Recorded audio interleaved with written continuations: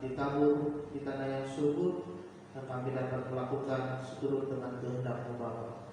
Terima kasih Tuhan, di dalam nama Tuhan Yesus kami berdoa mengucap syukur. Haleluya. Amin. Selamat sore Bapak Ibu Saudara. Shalom. Shalom. Di nama Tuhan kita masih bisa beribadah di ibadah yang kedua, mengucap syukur atas segala kebaikan dan anugerah Tuhan. Mari kita buka kitab kita yang terambil dalam kitab Kisah Para Rasul pasalnya yang kelima. Kita akan membaca dari ayat yang pertama sampai dengan ayatnya yang ke-11. Kisah Para Rasul pasalnya yang kelima, ayat yang pertama sampai dengan ayat yang ke-11. Kita membaca secara berganti-gantian. Saya akan membacakan ayat yang pertama, saudara sekalian ayat yang kedua, dan seterusnya sampai dengan ayat yang ke-11. Dengan judul perikop Ananias dan Safira. Ada seorang lain yang bernama Ananias, ia beserta istrinya Safira menjual sebidang tanah. Ayat 2. Dengan setahu istrinya ia menahan sebagian dari hasil penjualannya itu, dan sebagian lain dibawa dan diletakkannya di depan kaki Rasul-rasul. Tetapi Petrus berkata, Ananias, mengapa hatimu dikuasai iblis sehingga kau mendustai Roh Kudus dan menahan sebagian dari hasil penjualan tanah itu? Ayat 4. Selama tanah itu tidak dijual, bukankah itu tetap punyamu? Dan setelah dijual, bukankah hasil itu tetap dalam kuasamu? Mengapa engkau merencanakan perbuatan itu di dalam hatimu? Kau bukan mendustai manusia, tetapi mendustai Allah. Ketika mendengar perkataan itu, rebahlah Ananias dan putuslah nyawanya. Maka sangatlah ketakutan semua orang yang mendengar hal itu. Lalu datanglah beberapa orang muda, mereka mengamati mayat itu, mengusungnya keluar dan pergi membunuh. Kira-kira 3 jam kemudian masuklah istri Ananias, tetapi ia tidak tahu apa yang telah terjadi. Kata Petrus kepadanya, katakanlah kepadaku, dengan harta sekiankah tanah itu kamu jual? Jawab perempuan itu, betul sekian. Kata Petrus, mengapa kamu berdua bersepakat untuk mencobai Roh Tuhan? Lihatlah, orang-orang yang baru mengubur suamimu berdiri di depan pintu, dan mereka akan mengusung engkau juga keluar. Lalu rebahlah perempuan itu seketika itu juga di depan kaki Petrus dan putuslah nyawanya. Ketika orang-orang muda itu masuk, mereka mendapati dia sudah mati. Lalu mereka mengusungkannya keluar dan membunuhnya di samping suaminya. Maka sangat ketakutanlah seluruh jemaat dan semua orang yang mendengar hal itu. Saudara, benaran firman Tuhan yang saya ingin bagikan sore hari ini adalah menjadi jemaat yang hidup benar. Menjadi jemaat yang hidup benar. Kalau kita membaca di kitab Kisah Para Rasul pasal yang sebelumnya, pasal yang keempat, di situ dijelaskan bagaimana kehidupan, cara hidup jemaat mula-mula ketika mereka sudah mendengar tentang kabar keselamatan yang disampaikan oleh Petrus bersama dengan rasul yang lain, lalu mereka percaya dan menerima Yesus sebagai Tuhan dan Juru Selamat. Lalu apa yang dilakukan oleh jemaat di sana? Jemaat di sana, saudara, mereka dengan penuh sukacita mereka memberikan semua hasil penjualan rumahnya atau tanahnya itu dibawa dan diletakkan di depan kaki rasul-rasul. Bahkan di dalam pasal keempat dikatakan bahwa mereka tidak ada seorang pun yang berkekurangan. Jemaat mula-mula tidak ada satupun yang berkekurangan, bahkan tanah, rumah mereka jual, lalu semua hasil penjualan itu diberikan kepada rasul untuk pelayanan Tuhan. Tetapi saudara, di firman Tuhan yang baru saja kita baca, ada sepasang suami istri yang bernama Ananias dan Safira.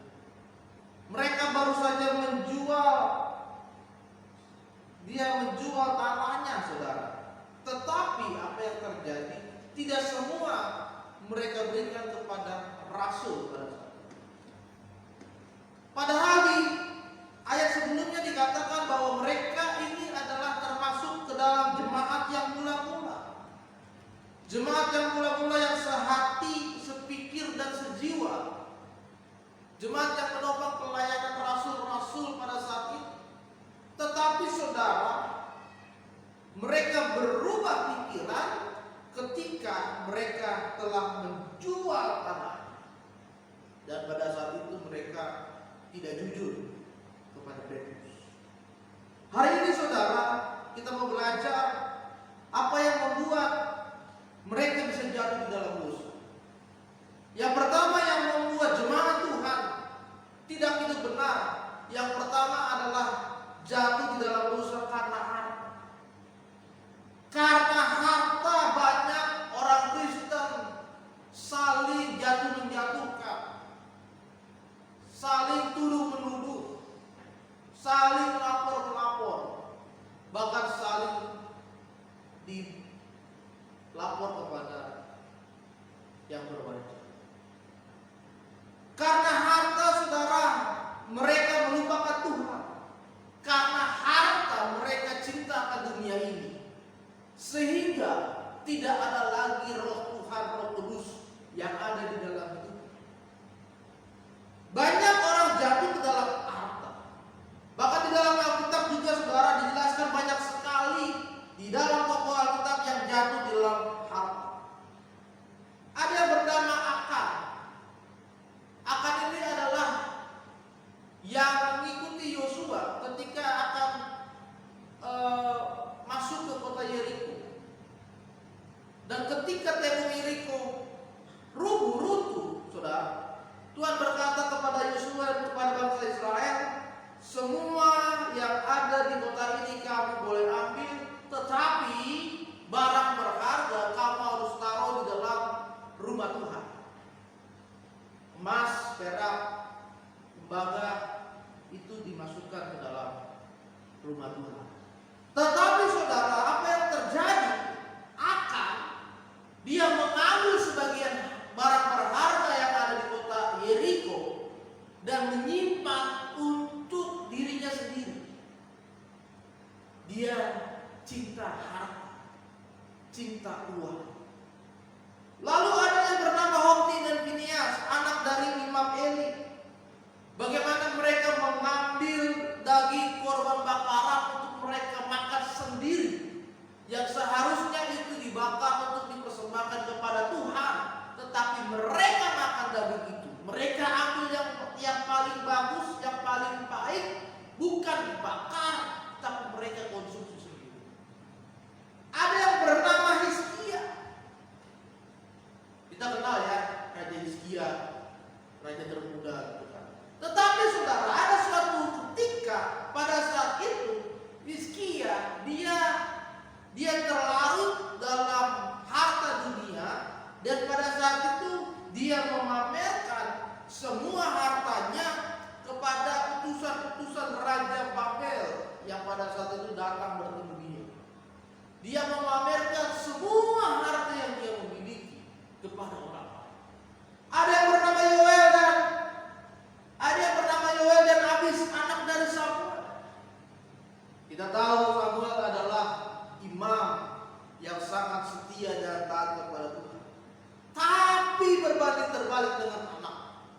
Ketika posisi imam dan hakim digantikan kepada anak, anaknya malah dia korupsi, anaknya malah mengejar laba, menerima suap dan memutar balikan hak. Ada yang bernama Gehazi, saudara. Dia adalah hamba dari Nabi Elisa. Pada saat itu ketika Naaman sembuh dan dia ingin memberikan sesuatu kepada Nabi Elisa, tetapi Elisa menolak. Tetapi Gehazi itu saudara, ternyata diam-diam dia menemui Naaman dan dia berkata, oh ternyata Nabi Elisa mau menerima pemberian dari Bapak. Akhirnya dikasihlah kepada Gehazi, tetapi itu disimpan oleh dia. Dan apa yang terjadi? Gehazi dia terkena hukum. Saudara, banyak jemaat Tuhan yang cinta akan harta dunia ini. Apa yang kita kejar di dunia? Banyak orang yang sekarang lebih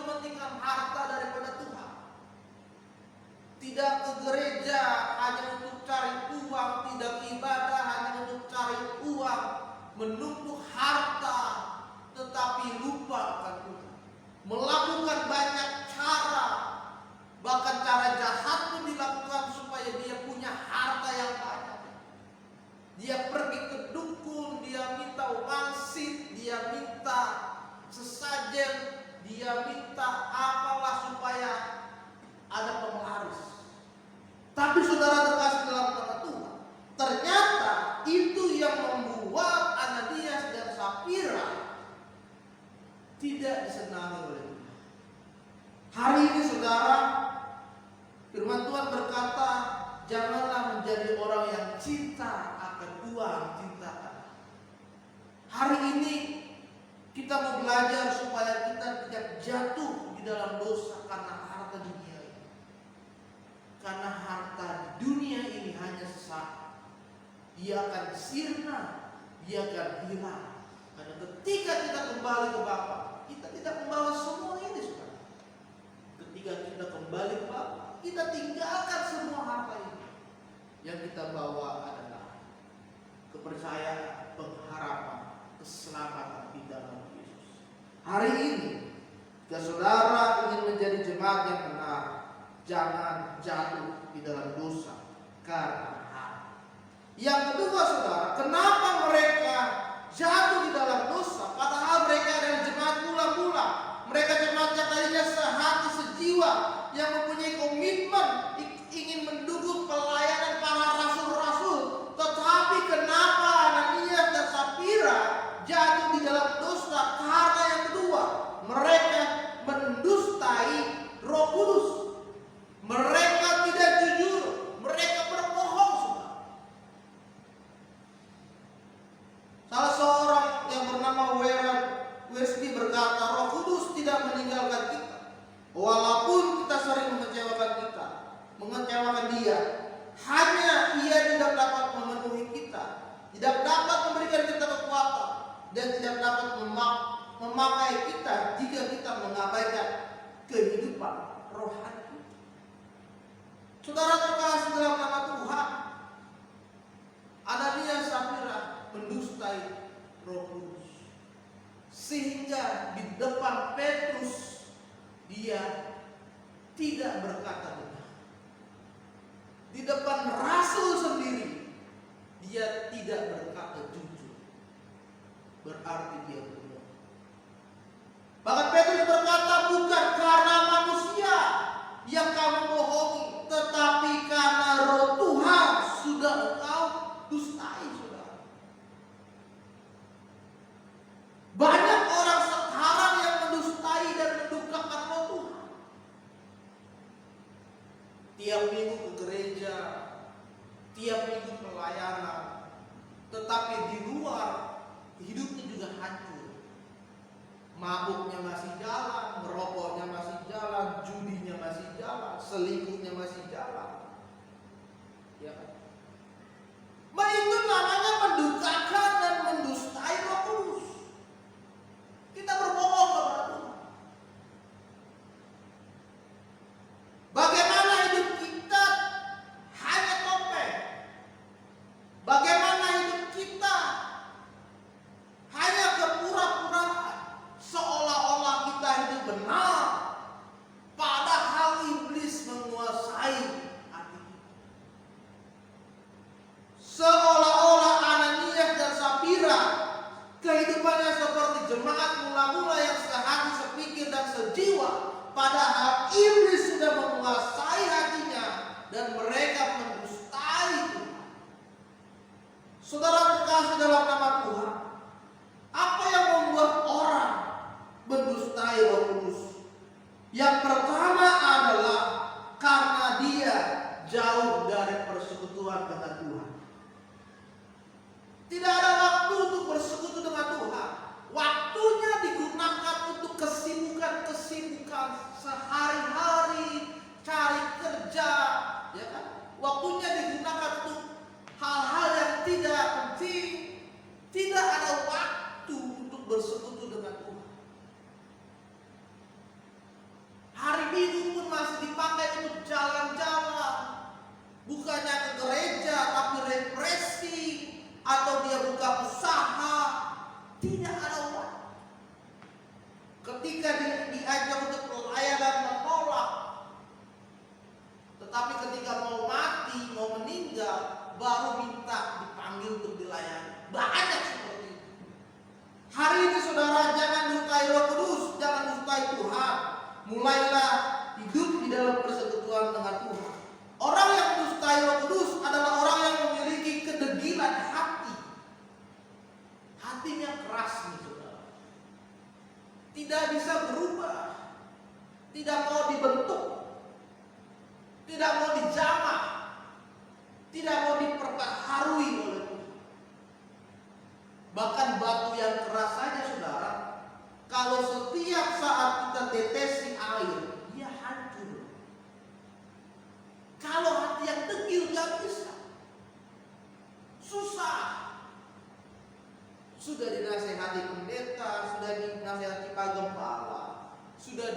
diberkati oleh para pelayan Tuhan yang lain, tapi masih degil. Sudah diajak, ayo dong hari Minggu ke gereja, ayo dong udah tinggalin dulu kerjaannya, ya kan? Tapi masih degil. Nanti baru kalau ada urusan minta tolong. Pak Pendeta tolong dong, kontrakan saya sudah mau habis nih, Pak Pendeta tolong dong. Tapi diajak ke gereja nggak mau. Tapi kalau ada masalah, Pak Pendetanya yang dicari, gembalanya yang dicari, padahal tidak ada di gereja. Seolah-olah terdaftar di GBI Doya, padahal nggak pernah ke gereja. Seolah-olah mengaku, wes saya jemaat GBI Sangga Malak Kedoya, tapi nggak pernah gereja di sini. Itu kan namanya jemaat palsu, domba tersesat, domba palsu namanya. Saudara, yang mendustai Roh Kudus adalah orang yang menyerah kepada natur dosa. Tidak ada keinginan untuk bertobat, tidak ada keinginan untuk merubah hidupnya, untuk hidup benar, hidup kudus di hadapan Tuhan. Hari-hari ini dosa dipertontonkan di mana-mana. Kita buka YouTube, banyak sekali hal-hal yang tidak benar di sana. Bahkan itu ditayangkan secara vulgar, ya kan? Perkataan yang kotor semuanya dijelaskan, semuanya ada di sana, ngomong kotor lah, bahas hal yang tidak benar, ada semuanya ditonton. Sekarang apakah kita mau hidup tetap di dalam natur dosa? Natur dosa itu adalah keadaan bagaimana kita sudah terbiasa dengan dosa. Apakah saudara masih terus hidup di dalam dosa saudara? Bertahan di dalam dosamu saat ini sehingga itu menjadi kebiasaan yang mendarah daging? Atau apakah saudara mau melepaskan dosamu, ikut Tuhan, bertobat sungguh? Orang yang mendustai Roh Kudus adalah orang yang selalu dengan perkataan dusta, orang yang selalu dengan kemarahan, orang yang selalu tidak percaya akan kuasa Roh Kudus. Yang dikeluarkan di dalam mulutnya perkataan dusta. Oh ya, ketemu dengan jemaat di gereja, halo, manis sekali, senyumnya ramah, ya kan, kata-katanya, wah baik sekali. Tapi kalau sudah sampai rumah, ketemu suami, ketemu istri, kau matamu di mana, kepala di mana, kakimu di mana, ketemu anak-anaknya, wah, perkataan dusta. Orang yang mendustai Roh Kudus adalah orang yang tidak percaya akan kuasa Roh Kudus. Apakah Tuhan bisa melakukan ini? Apakah Tuhan bisa menyembuhkan sakit saya? Apakah Tuhan bisa menyembuhkan penyakit yang saya alami sudah lama? Apakah Tuhan bisa melepaskan saya dari masalah yang saat ini sedang sangat berat terjadi? Apakah Tuhan bisa menolong saya, memulihkan, memenuhi kebutuhan saya? Kita ragu, saudara. Kita ragu. Sama Tuhan saja kita ragu, apalagi sama orang lain. Itu termasuk orang yang menghina Roh Kudus. Sama seperti Ananias dan Safira, mereka orang yang mendustai Roh Kudus. Dan ingat saudara, orang yang mendustai Roh Kudus ada ganjaran yang Tuhan beri. Ada sesuatu yang tidak baik yang Tuhan beri.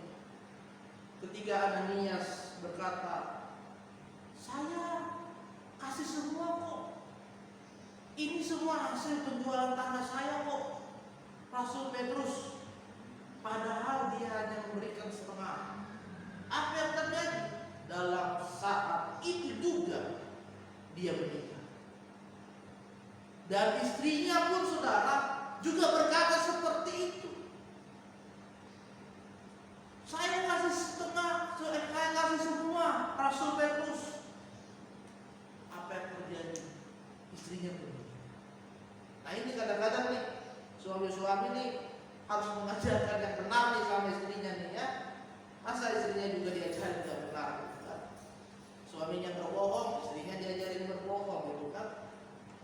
Saya pernah lihat suami istri, udah suaminya merokok, istrinya pun merokok. Suaminya nge-vape, istrinya pun merokok. Aduh, ini gak benar ya suami-suami kayak gini ya. Sini gak ada ya. Amin. Ya. Suami harus bisa membawa istrinya itu benar, jangan seperti Ananias bawa istrinya Safira untuk tidak jujur sama Tuhan. Ya kan? Oleh itu, saudara hari ini kita mau belajar supaya kita menjadi jemaat Tuhan, kembali kepada panggilan mula-mula sebagai jemaat Tuhan, sehati, sepikir, sejiwa, semisi. Saya rindu kepada seluruh jemaat IGB Sakakala Kedoya Selatan. Saatnya kita untuk sehati, sepikir, sejiwa, dan semisi. Kita punya misi untuk pelayanan Tuhan di tempat ini. Mari kita bergerak bersama, mari kita melangkah bersama. Gereja ini rumah Tuhan. Gereja ini milik Tuhan. Semua orang berhak memajukan gereja ini, termasuk seluruh jemaat IGB Sakakala. Hari ini firman Tuhan memberkati